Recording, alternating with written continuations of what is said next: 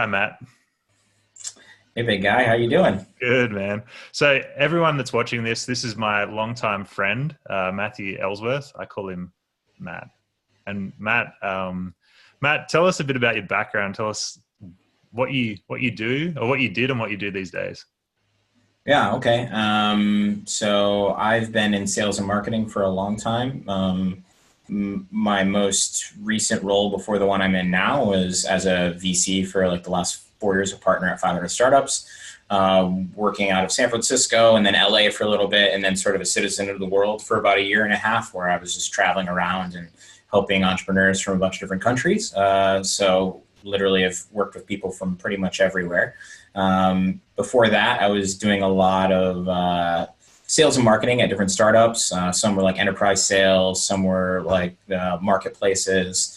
I actually originally got my start by like dropping out of university and walking into a call center and started, doing telemarketing. So sort of just slowly worked my way up the chain of sales jobs to the point where I was in, Silicon Valley and started talking to some, other startups and expanding my role. So a lot of sales and marketing experience, about 15 years of it. I realized that this year, and then I was like, oh God, I'm super old. I really, honestly, I still think of myself as like the young whippersnapper on the team who's just like, a fresh start, but apparently that's not the case anymore. And recently I accepted a role as COO of a company called Pandascore in Paris, France. So I'm in Paris right now, drinking all the wine, eating all the cheese, and building an esports data company. Right on, man. Well, everyone that's watching this, like, we all thank you for making the time to talk through some of these points on sales. And we had a little bit of a primer conversation before this chat, but where we're at is we've got a bunch of people that are capable and like experts in what they do, and they're going to be going out and talking to their existing customer base to get some feedback on their value prop and see if their offer is compelling. Now, once they exhaust those conversations and once they get through and get the feedback back that they need and hopefully sign up some customers, what would their next step be as far as like implementing or thinking about a sales process? Yeah, so we're primarily talking about outbound sales here. The inbound thing might already be sort of happening because they've been in the business for a while. They've got a website up and they've got some information out there. Yep. But I think in terms of outbound sales, I think what's actually really helpful is if you've done something before. So it's really nice that your group has already been working with clients for a while, is basically developing a new product. So selling it to a current audience. So assuming that like the current customers do buy into it and they do have good things to say about you, one of the first things I would do is take and work in some of those customer testimonials to the outbound sales process. I guess let's back up just like a little bit further. I think like one of the easiest ways to start cold calling or cold emailing, usually cold emailing in this day and age in most industries. Some industries, calling is still the way to do it.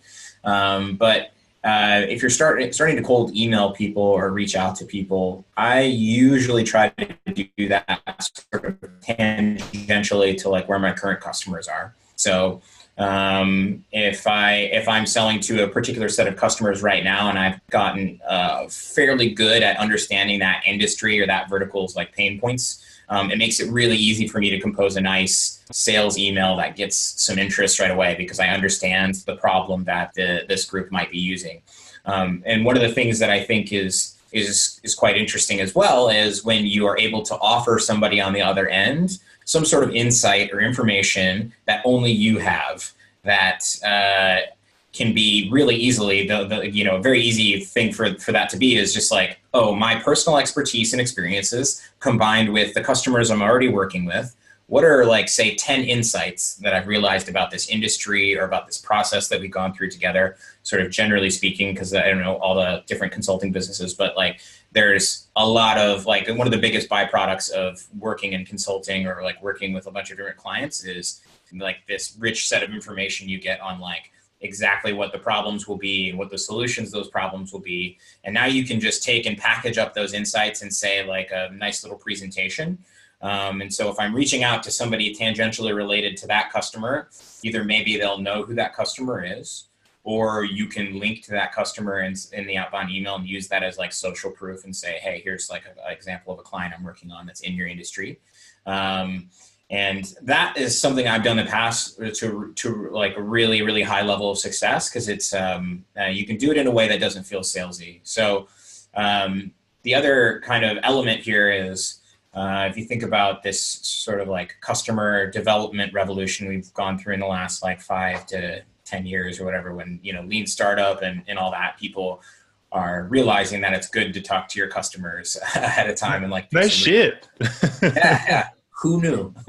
Who knew that would work? So the great thing is that when you get comfortable with outbound sales, or you get comfortable with, you know, cold emailing or whatever in general, it's like, oh, that's just like the sales process framed in a different way. So when you're emailing these first outbound leads, I mean, you can sort of soft sell them. You don't really have to be like, this is my business, please sign up. It's like, hey, I've been working with a bunch of clients doing X, Y, and Z. Obviously, you're in the same industry. Over the course of the last year, I've taken my consulting practice and turned it into a product. And I've, from that process, generated 10 insights that a lot of people a lot of people might not know, or like I know particularly what something along those lines. Basically take, you know, a listicle headline and turn it into like a piece of content that you will share with them if they get on the phone with you to talk through these insights, right? So like you're emailing me, you're telling me that you already have experience working with my types of clients. You're talking about possibly about one of the problems that I'm likely to deal with in the email, as opposed to just like, here's a solution. And you're telling me that you've got a set of insights, secret insights that I might not know. Or what are those insights? I'm much more likely to take that conversation than I am if you email me saying like, everybody needs, you know, automated marketing or whatever. And like, it's just like, sign up here. Yeah. And actually, you know, just like on one point on that, like, I know I'm sort of like bouncing all over, but not enough people sell the problem. They only sell the solution. So in these emails and like your outbound marketing, you should really be leading with like what the problem is, so that the person immediately identifies with it and they're like, oh, okay. And now you show me the solution instead of, you know, here's the solution. It's like, well, I don't even really have that problem, or what problem are you trying to solve? It's not always super clear. Do you frame that as in like, I'm working with this client and we've helped them solve this problem? Is that kind of like the framing that you use, or how would you like surface that? Yeah, that would work just fine. Sort of a not exactly the same example of this was when I was at Storefront, which was it was a marketplace for short-term retail space. So like Airbnb for pop-up shops. And one of the groups that we were messaging was like small boutiques, coffee shops, this sort of thing. So what we would do is we would web scrape Yelp and get all the coffee shops in a particular neighborhood, as an example. We would then go through the process of finding their email addresses and putting them into essentially templated emails that we would send outbound. And they were just very casual, very informal, and asked questions as well. So the subject line was like, are you hosting private events? For us, if you were already hosting private events, it likely meant that you would know how to host a pop-up shop. If you've never hosted an event before, we didn't have all the resources to educate every single person that came through. You know, eventually we'd be there someday where we would educate everybody and we'd have all these, you know, all this like guides and stuff out there, but we were still pretty new. So it's not realistic for us to grow like we need to and educate all the people that have never heard of a pop-up shop or never hosted an event before. So you have this baseline of qualification. And then in the first line, it's like, hey, I came across your listing on Yelp. I didn't try to like guess what their name was and get it wrong or anything like that. I told them exactly where we got their information, which was Yelp. Yep. I came across your information on Yelp. I'm reaching out because we have a bunch of retailers that are looking for space in blank, and it would be the neighborhood. So in the Mission in San Francisco. So I was curious if you're hosting private events or you're into that sort of thing or you're like up for it. And then we would say, if you're curious what this looks like, here's 3 of your neighbors that are on the platform. And then we would insert links to 3 other listings in their neighborhood, which goes back to that, sort of tangential relationship thing I was talking about earlier. So in this case, it was actual proximity. It wasn't even necessarily the same industry. It sort of was, but it's proximity. It's like, oh, the boutique down the sidewalk that I walk by every day to get to work is also on this platform, and there's their beautiful listing and the pictures look great and all that. So there's a high social proof element there. And that was pretty much it. I didn't even go through the process of explaining, here's what storefront is or blah, blah, blah. I kind of hinted at it, and there's a link in the bottom that they could click on if they wanted to, like in my signature that just said, storefront, and they could click on it and go to the website. But at first was to find out, like, are you hosting private events? Hey, your space looks interesting. And are you hosting private events? And then as soon as they replied back, now we have a dialogue going, as an example.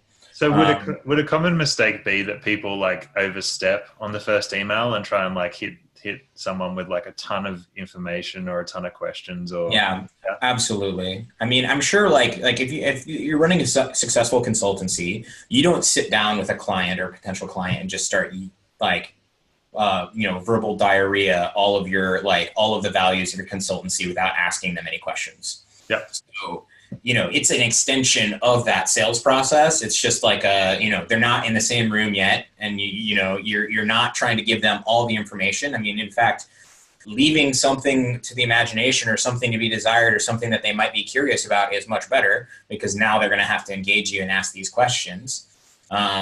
You're sort of telling them why you're reaching out because, hey, I've got this cool information available. And I think that consulting in general, you're being hired because of your expertise. So one of the best ways to show expertise is to package up some sort of like presentation or content or whatever.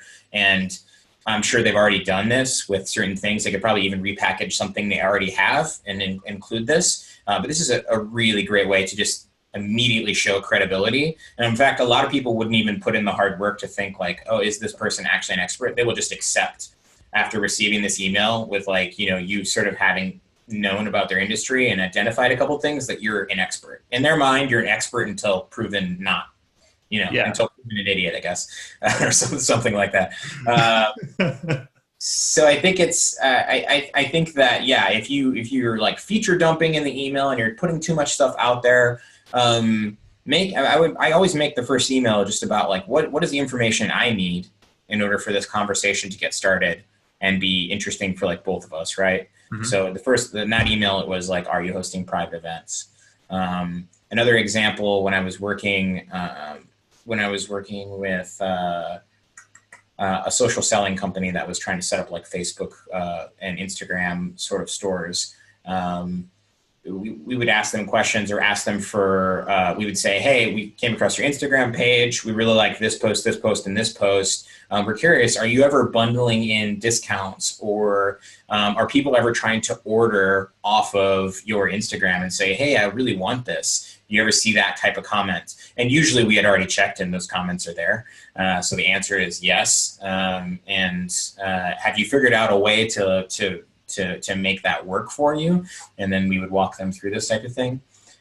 In some cases, maybe you don't have the content prepared and you want to like prepare something and, or you have part of it prepared. And like, I'd really like to get some, kind of like interview for some industry experts and get your thoughts on, social selling, because I saw how you're selling on your Instagram or whatever. So sometimes you're also asking them for their expertise, to include them in your materials. And it's an easy way to get like on the phone with someone. And it's very helpful for you to get that information from them either way, even if they don't become a client. So yeah, I think that approach is very familiar and easy for consultants, I feel, at least. Cool. How about follow-up? Like the thing that makes me cringe when I see outbound sales emails is like, I'm closing your file, or I'm like, this is the breakup thing with a GIF or GIF or however you say it. How do you think about, or what do you advise folks to do? Because they're not always going to get like the first email as like a hit. Yeah. And how do you do it in a respectful way that's kind of consistent with not being a spammer and, still keeping the pressure on at some level? First thing, the most important thing that you said there is it's a GIF not Jif. Jif is peanut butter. Moving into the actual question. So I don't know. I have a sort of a mixed kind of review of this, because at some times, like, first off, like, if you're just starting your sales career or whatever, you're going to send some cringy emails, and it's okay. Like, there are so many people, important people, with terrible emails from me in their inboxes over time. Like, I spammed the Instagram founder, Kevin Systrom, about funnily enough, about a company that was going to remove spam from his network. I hit him like nonstop, and he did eventually reply to me. So there is an element of this where, like, I think it's okay to be a little bit pushy, but obviously you can do what you're comfortable with and leave it at that. I will say, like, expect someone to deal with it negatively at some point. Yeah. Like, even if your intentions are good, text is a weird medium where people can, like, insert their mood on your words and take it in a certain way, and they'll come back and, for whatever reason, they'll just, like, say something shitty to you. So don't let that worry you or bother you too much. But I do think you're right that it is, like, something to think about and how to follow up and be professional. Now, in terms of, like, the breakup sort of email, I actually really like that approach once you've talked to somebody for a while, because deals can go cold for a million reasons. It's almost like dating, right? Like, you may have had, like, a good first date and everybody's, like, being polite and whatever, and then you go to call back, nothing happens. This never happens to me, by the way. 100% success rate for me. But in the movies, when people don't get back to you, it could be because they lost their job or their grandma died, or, a million different things could have happened, right? So you don't want to, like, get sour about it. And usually what I say in this case, just to, like, cover the breakup email part first, in this case, is basically like, hey, it looks like now's not a good time for us to work together. That's okay. It's no problem. I really enjoyed getting to know you in the business. If things change in the future, if you're less busy, whatever it is that's in the way, let me know. I'll be here. No problem. Thanks, Matt. And the key, I think, to that is, one, not coming across angry or aggressive, and two, just being like, hey, it's all good. No problem. And you should include that so you're kind of, like, acting like you've been there before, right? Like, you're not acting desperate. But if you're, like, including this in your actual outbound sequence before somebody gets back to you, and you're saying things like, hey, if this is, like, too busy of a time, just let me know, and I can either email back or not email you at all. Sometimes it's giving people an out, so it's easy for them to say no to you. We're not being, like, imposing, or, like, this is a tip that a lot of people give. If you're, like, going to email somebody busy, don't, like, give them a way to say no easily, and, like, back out easily, so they don't feel like you don't respect their time, for example. So okay. I think that's a way. And then, my usual thing is to, like, follow up once every other business day. Well, I guess maybe not in all industries, but in sort of set, like, what you think is a fair interval between emails. Follow up with, like, a handful of times.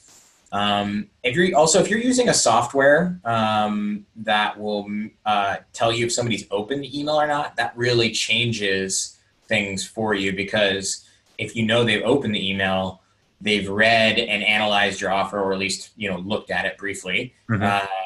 So emailing them again, okay, they've read it for the third time. Should I email them again, or is it just, like, a lost cause? I don't know. But if you know for sure that they haven't read it, they haven't opened the email, then yeah, of course, email them again. Maybe your subject line sucked, as an example, right? So you're sort of working your way through the process of, like, starting with subject line, starting with opening line, starting with call to action. Are these things working for me? And if not, change them, obviously. Cool. So two other questions that I think will round out our time here. As far as, like, collateral or anything that you include in the email itself, do you tend to just, like, have a teaser of, like, what you want to talk about as, like, a listicle kind of thing? or would you insert like a, I don't know, like a deck or some kind of collateral that they could review it? Nothing big. Nothing big. You could put I think a teaser would be fine for like the insights that you want to talk about. Mm-hmm. And, say it was like 4 insights, you might put one slide in there and say it's just like sort of like a teaser image that's like, the first insight is this, the second insight is this, the third insight is this, the fourth insight is this, but no additional supporting information. And they need to have the call to find out why. Mm-hmm. or whatever, it's sort of like you kind of feel out where you stop with that. Yep. Don't put anything like heavy in there in terms of file size. Mm-hmm. That is not considerate of the other person. You can link to stuff. Linking to stuff is fine, but stay light. Like this first email should be after a particular, like it should. I would recommend trying to start a conversation. So asking a question, getting them to talk to you in general, and see if this is interesting to them at all. Mm-hmm. That's what I'd recommend. Another sort of rule of thumb is if you send yourself the email on your phone, it can be really helpful for you to just like get a feel for what this actually looks like on somebody's mobile device. A lot of people check their emails on the go. If they have to scroll with their thumb to read your first email, you're writing way too much. And then I know another thing. Rule of thumb? Yeah. Oh, yes. Is this a dad joke course? This is good content if so.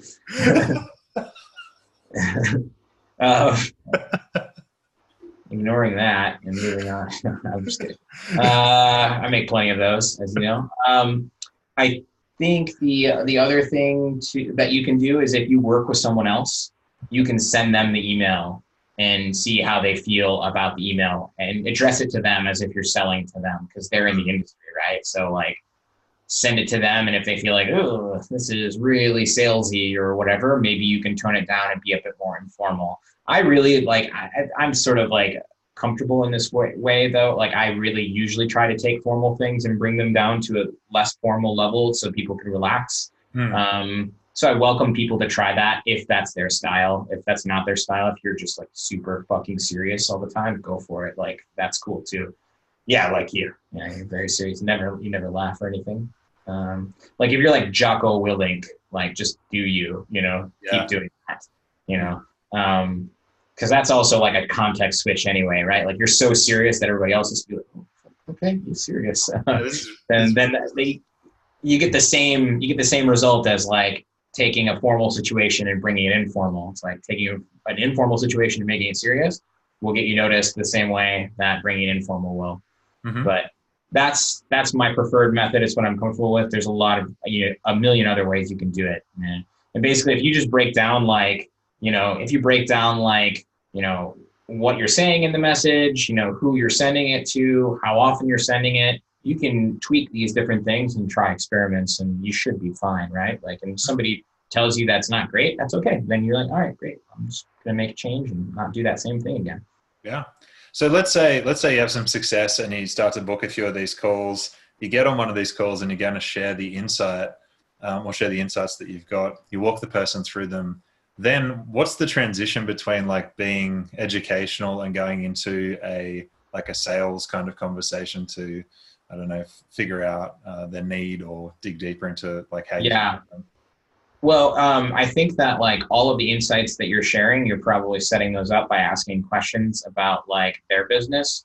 Just so I'm, at the top, you're just like, hey, just so I can make sure that I relate this content to what it is that you guys have going on, depending on, sometimes it's visibly available to you where you could, like, you're a UX designer or something, you can see the work in front of you. Sometimes you need to ask questions to find out extra detail, like if it's a revenue-based thing or, like how they're handling back office or whatever. So I think you work in your typical, introductory sort of questions that you're asking on a first meet with somebody that came to you in your consulting business today. You're working those things in and then you're relating them to insights that you'd have. And then if your clients are cool with it, you're telling stories about how you solve those things with current clients. Because like those insights are usually things like, this is a problem across the industry. Here's some ways that people have tried to deal with it in the past. And the reason why that fails, here's the solution that we've seen work. And usually these are things that you do very well. which is why you have the insight in the first place, right? So you're sort of telling people about like your point of view, your approach, and why your approach is the best way to solve these types of problems. And you already should have your value propositions for all that, like you guys have worked on. So it's really just like asking questions about people and listening to whether or not they have that particular problem. And then you can share the insight. And what sometimes happens is you'll ask somebody like really on the nose, like, is this a problem for you? And they might say no because they don't think it is. And then you might still share the insight and say, okay, that's great. You're probably doing something like this then. And then the insight is do this, right? Or companies that do this experience, efficiency. And then they might say, well, actually, we're much less inefficient than that. And then sort of through that presentation of the insight, you're actually, getting them to give them more information about their business. Whereas they might have just sort of like glazed over and been like, no, it's not a problem because I don't think it's a problem. Okay. And then as you're moving your way through that conversation, how do you think about getting into like what's the transition point from having this, like servicing some pain, talking about, the value prop, the benefits, and then getting into the commercials of what it would look like to work together? Is your approach similarly like informal and just say, hey, this is like how we work with clients, I can send you some more information on that? Or do you try and book a secondary call? Like, what do you recommend for folks that are trying to do this? Yeah, I would imagine that you're going to get that information in that call if they're qualified, right? Like if there's somebody that is like there's pain there, there's a need, then they're probably like, if you're presenting and it's going well and you're coming on to them, like they're going to talk to you about those issues in the call. And then you can say things like, actually, yeah, that's why we have this insight here. One of the ways that we've been able to solve that in the past is by doing this. And I like to talk about how my customers have solved that problem as opposed to just me, because it's social proof again. It's like my customers did this and this is why it worked. And it was actually really impressive, the numbers they got out of it. And you have those like anecdotes and those case studies from your previous work. And so you include those in there. And just asking, like, is there any other way that I can be helpful? Are there any other sort of challenges you guys are seeing today that based on what we've shown you, you think that we might be able to give you some advice on those or whatever? And then they will probably ask, this is how, how do you guys work with clients? If they don't, that's okay. You can also have one final slide and the same, like, this may or may not be something that you're like ready to work on right now. But if you are, or in the future considering this, briefly, here's how we work with our clients, and you can just make it really easy for them to understand how they would engage with you. I think if you go in it with like the frame for sales is like making it very easy for a customer to buy your product. It's all about being super helpful on the call and giving them as many answers as you can. And I think that like anybody who's ever made an information product, for instance, like you've made an information product, a lot of people buy it, and then they're like, hey, can you just do it for me after they get halfway through reading it or whatever, right? So even if you're giving them all the tools, chances are they don't still have the time or expertise to implement it in the way that you would. So a lot of them will be like, oh, this makes sense that I would work with you on this. Now, granted, they might still not end up working with you because of pricing and all the other things available, but like, if you're having these calls, you're going to get a lot of quality feedback on the content you're presenting and whether or not your insights are resonating with your audience on your business model and how you're productizing this, right? Because I think another big part about productizing it is explaining how the process goes, and it's the same every time, and then you're sort of tweaking and working on it. Same thing for this initial pitch. It's like tweaking and working on it until you really feel like people understand it, it's resonating well with them, and you can be fluid and dynamic in the actual pitch because you have sort of answers for all of their questions that people consistently ask on these calls. Awesome. 2 final questions. Tools that you recommend if you're going to be doing like sequenced emails or outbound stuff. Is there like a lightweight tool that you recommend for folks? Yeah. So this is a tough one because I'm not using anything right now yet. I will be soon, and I've been out of this game of using like a lightweight tool for a while. Outreach is like a pretty heavy, I think. It's like probably the top of the game, enterprise-y. It's fairly complex. I think Mixmax is supposed to be pretty good for this. But I haven't used it personally. I do see a lot of people using it. A lot of people like it. So that would be something I would check out. And then if you're going to invest in like a CRM, I think Pipedrive is a great CRM for this size of business. And it does have some outbound email automation and workflows built into it that I am going to be using soon, but have not used exactly. So, obviously do your research and make sure you're comfortable with the solutions that are out there. But it's definitely, these types of things are super readily available now, which is awesome. Back when I first started doing this at Storefront, it was like one or two and all the features weren't really developed, but sales automation is a big deal now. And I would even say, like, if you want to go free, check out what HubSpot has to offer. I mean, they basically offer a lot of free sales tools to get you using their CRM in hopes that down the road, you will like start doing the big marketing automation stuff that they charge bigger subscriptions for. So, and quality products as well. So yeah, check it out. Right on. And then where can people find you on the interwebs if they want to follow along and like laugh at your Twitter or something like that, like I do? Yeah, okay. Well, I have a fairly inactive Twitter right now, but that more should be coming. I'm actually launching a food podcast here soon, where I'm interviewing like chefs and people in the food industry because I am fat. And I love to eat. So just at Matt Ellsworth on Twitter. Same thing with Instagram. Instagram is filled with delicious things, but it's been fairly inactive for a little bit. But I should be, once I get ramped up in this current job, I should be posting a lot more there. So those would be good spots. Awesome. Well, thank you so much, man. Really appreciate your time. And on behalf of all of the folks that are in the program, we appreciate you. Thank you so much. I appreciate you, big guy. And good luck, everybody. Right on. All right.